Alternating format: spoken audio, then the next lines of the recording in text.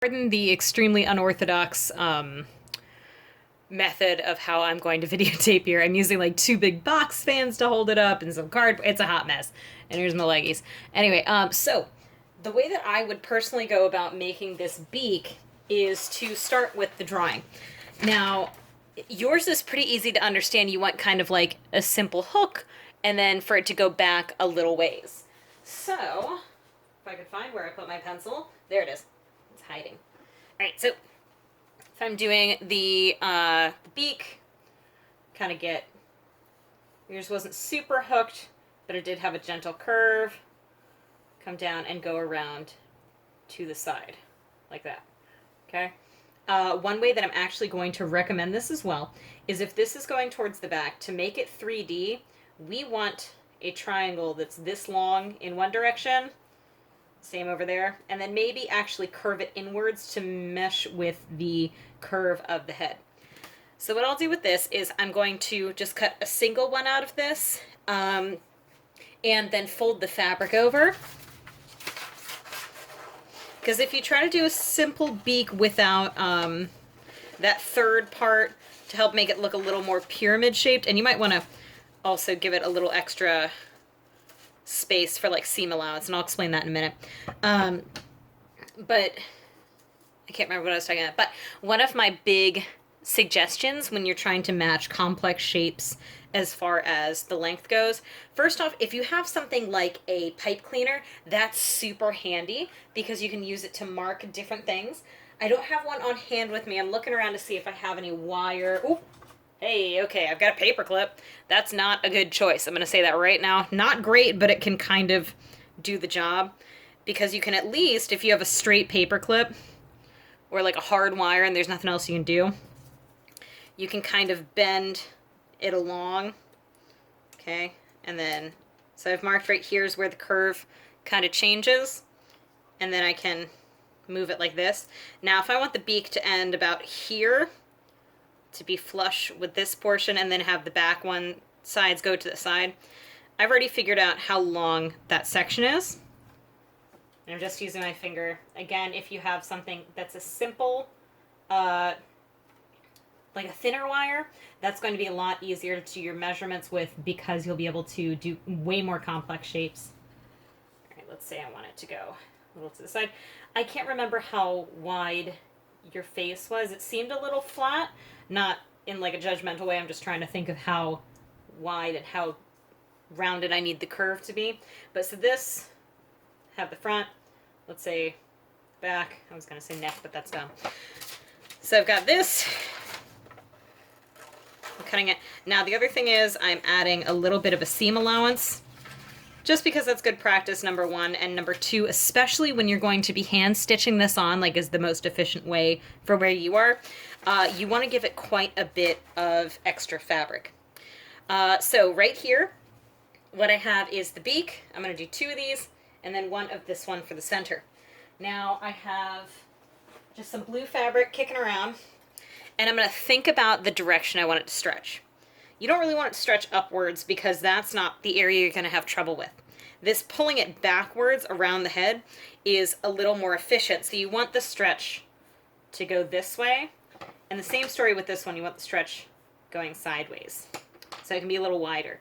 Now, if you're worried about it being too short, you can stretch it out that way, but I don't think that's going to be a problem in this case. So I've got my fleece. I'm stretching it. There we go. That's what I want. Stretch it both ways just to make sure, because there is still a little give in the opposite direction, but a lot more in one way. So I'm going to fold this over to make sure that I have two perfectly, I'm an art teacher, why can't I, the symmetrical shapes? I'm like, I teach this to my kids constantly, why don't I remember? All right, so I usually keep my pins just stuck in, I use that foam mat stuff that people use for like weightlifting. And I put that on my little table so the sewing machine sound doesn't totally destroy my neighbor's relationship with me. But it's a great pin cushion. So I'm going to take this and I'm going to give myself quite a bit of seam allowance, about maybe 1/4 inch or so, because that's going to help me fold the things over and do the baseball or the ladder stitch. Whatever you know it by, it's great. It's so handy. All right, give that some extra shape. Boom. There we go. Next little next little one I'm going to take like this. And let's see, check my stretch. There we go. I love these little ones because you can put them pretty much anywhere. Use up all that little stuff you're not going to use. Again, I'm going to leave some extra seam allowance. And boom. All right, so I have my 2 pieces here, and what I'm going to do is, if I can find a hand sewing needle, right, kicking around. Oh, hot dog. Boop, boop, boop. So I'm going to quickly hand sew this together because I don't have any fancy editing software and or I'm just incapable of living my life correctly. I'm not going to speed through it, so life's going to get real boring for a hot second. This is also terrible because it's what I had on hand, which is, it is upholstery thread. So this is going to be way too thick. But hopefully I'll be able to still work because I think this is actually an embroidery needle. Now the other good thing is when I'm looking at this here, I did it with the ugly side out. So the nice pre-pilled side is right here. And of course all I need to do with this is the portion being sewn onto the face. So I'm just going to sew around the top here. Now, oh my god, this is terrible. I don't know how well I'll be able to do this actually. This is a really, really dull needle. I usually double my thread just because I like to make sure that it's going to hold up over time. So when I do that, I put the 2 tails through the eye of the needle, and then it's left with a loop that I just run them through at the end, so that way you don't have to worry about the tails showing. And I'm going to show you a pretty good technique after this. Now, I think I'm just going to do a really, really ugly running stitch right here. Personally, one thing that I've been doing is I've been sewing with some faux fabric, or some faux fur, and with that, what I've been doing is actually a blanket stitch to wrap the ends around, and then sewing on the machine after that because it stops it from sliding around, and I can be really, really deliberate with where I'm putting things, my stitches. Now, if you're doing a running stitch, pull it out so you make sure it's not too tight and puckery. Oh my god, this needle's terrible. I have like I haven't been sewing for like a while, and so I don't know where all my materials are. Slash, I probably brought them into the classroom, and then I let the kids take them home, and so they have needles, and my principal's not too jazzed about that, but I'm like, oh, they're like 10, they're fine. They got knives at home, they may as well learn how to use them. Alright, so I've got this little part done. I like to knot it at the end, or anywhere that you're going to make a sharp turn, because it just gives you that, like, insurance that you, oh my god, I'm gonna die. It gives you that insurance that everything's gonna be where it needs to be. Alright, a little knot there. And then, of course, as I flip it around, you can see that nice beak shape. So here, I'm gonna start with this little guy. Again, ugly side to ugly side. You got your pretty one smooching. They're beautiful on the inside. And then they change into beautiful butterflies when you flip them inside out. And all their edges are smoothed over. This is a living nightmare. Okay, come on. My little finger is gonna be so jacked up at the end of this. This video's gonna take 20 minutes to upload because I'm already at 8. And YouTube is super slow. Now, lucky, this is really funny. I think I have just like a bulbous little thing kicking around somewhere that I had sewn a while back. Again, stretching it just to make sure that it pulls back out. I have like a bulbous, goofy project, and I guess I'll just arbitrarily sew the beak onto that. It's going to be really funny. Alright. Now, of course, what I would normally do if I had a sewing machine or something, I wouldn't continue the thread from the center to the side, because as you can see, I've had to double up on my stitches here, which just like, for symmetry's sake, is lame. Alright, make sure that it folds over. If you saw me, I moved this to touch there, which kind of reinforces that shape that you can see what it's going to turn into later.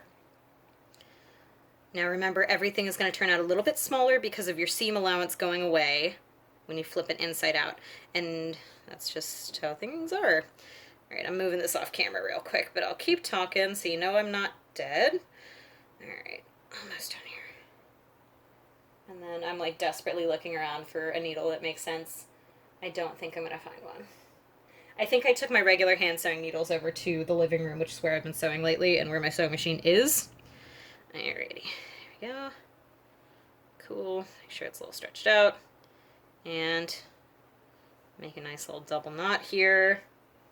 Okay.